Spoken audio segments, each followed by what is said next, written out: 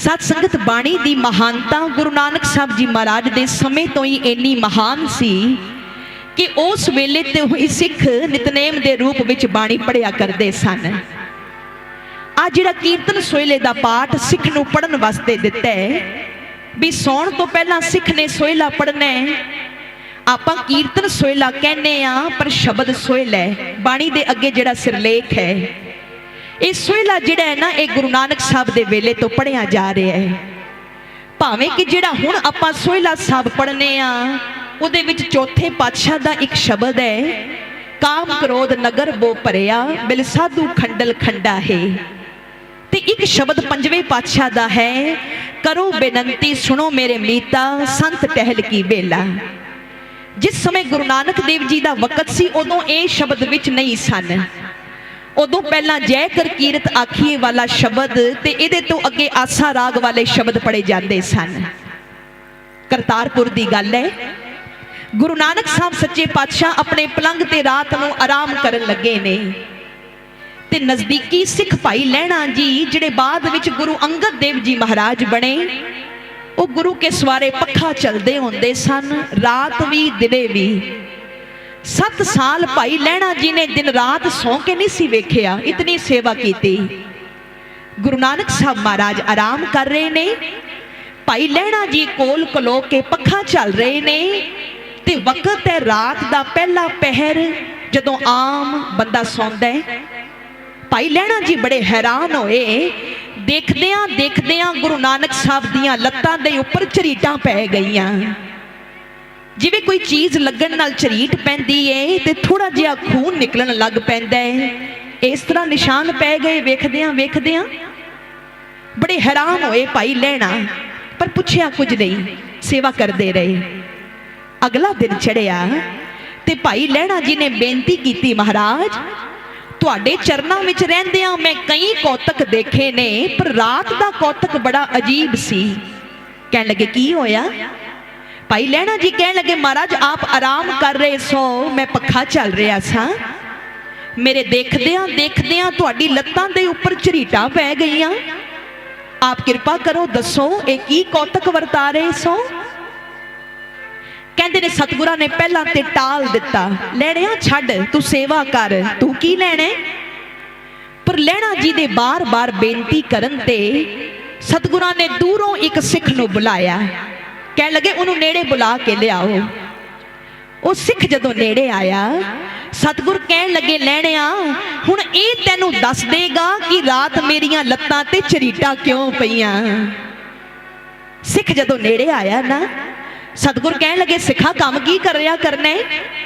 कहण लगा महाराज मेरे कोल भेडां बकरियां ने, उन्हां नूं चराउणा यही मेरा काम है, सारा दिन भेडां बकरियां चराणियां। ते फिर रात नूं किधर जाने? कहण लगा मेरा घर घाट कोई नहीं, रात नूं मैं चराउण दे विच ही जिथे यानी कि मैं चराना उत्थे एक थां बनिया होया खाली थड़ा, उत्थे सारियां भेडां बकरियां मैं इकट्ठियां करके बिठा देना, कोल ही आराम करना, सवेरे फिर उठ पैना। सतगुर कहंदे ने फिर रात किवें लंघी? आ जिहड़ी पिछली रात तू बाणी पढ़िया करने? कहण लगा महाराज तुहाडी कृपा नाल तुसीं किहा होया भी सोण लग्गिया कीर्तन सोहले दी बाणी पढ़िया करो ते मैं पढ़ के सोना वा। जदों पशु सारे बैठ जांदे ने मैं पढ़ना वा, नींद आ जाती है सौ जाना बेफिक्र होके, क्योंकि तुसी कहे कि जिहड़ा सौण तो पहला कीर्तन सोहला पढ़ेगा सौण तो बाद ओदा जिम्मेवार मैं आ। महाराज कहने लगे मैं तैनूं एक गल ये भी कही सी कि जदों कीर्तन सोहले दी बाणी पढ़नी उहदे काम ना करी, सोहला पढ़दियां पढ़दियां काम ना करी। हुण उस बंदे नूं होश आ गई, वो हाथ जोड़ के खड़ा हो गया। कहने लगा महाराज बिल्कुल ठीक है, गलती बहुत वड्डी हुई है। रात में सारिया भेडां बकरियां इकट्ठियां करके बिठा के ते पहला वांगू नेम अनुसार कीर्तन सोहला पढ़न लगा सा कि इन्ने नूं एक बकरी दा छोटा जिहा बच्चा विचों उठ के दौड़ गया ते मैं एक ही शब्द पढ़िया सी, बाकी रहिंदे सन।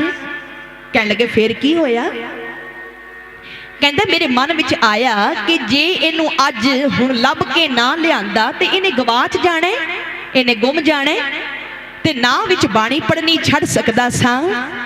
कहन लगा मैं कीर्तन सोहला पढ़दा पढ़दा उस बकरी दे बच्चे पिछे दौड़िया ते सोहला पढ़दा पढ़दा ही उन्होंने वापस लिया के बिठा दिता।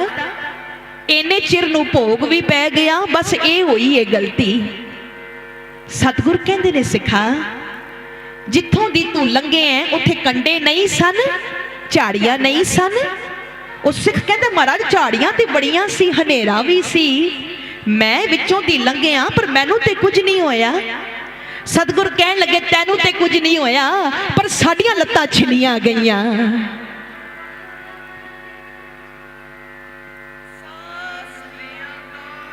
भाई लैणा जी कोल खड़े ने, पैरां थल्लेओं जमीन निकल गई। कहने लगे महाराज इन्नी नजदीकी सिख दे नाल। गुरु नानक साहब कहने लगे लैणिया जदों कोई बंदा शरधा भावना नाल एकाग्र चित हो के कीर्तन सोहले दी बाणी पढ़दा है प्यार नाल ध्यान नाल, फिर जिहड़ा भी दुख सुख आंदा है उहदे शरीर नूं उहदा जिम्मेवार मैं आ। सत संगत गुरु नानक साहब दा बचन है कि जिहड़ा प्राणी रात नूं सुख दी नींद सोना चाहता है कि मैनू डरावने सुपने ना आण, मैं चिंता तो मुक्त होके सोवां, वो प्राणी रात नूं कीर्तन सोहले दा पाठ जरूर करके सोवे। कई बारी संगतां कहंदियां ने कि बच्चे रात नूं डर जांदे ने, ते उहदे वास्ते भी प्यारिओ अपने बच्चिआं नूं कीर्तन सोहले दा पाठ जरूर करके सुआया करो। महाराज दा वचन है जिहड़ा प्राणी रात नूं कीर्तन सोहला पढ़ के सोवेगा आदियां ब्यादियां उपाधियां उन्हें तंग नहीं करनगियां, उस प्राणी की सारी जिम्मेवारी गुरु दी होवेगी। वाहे गुरु।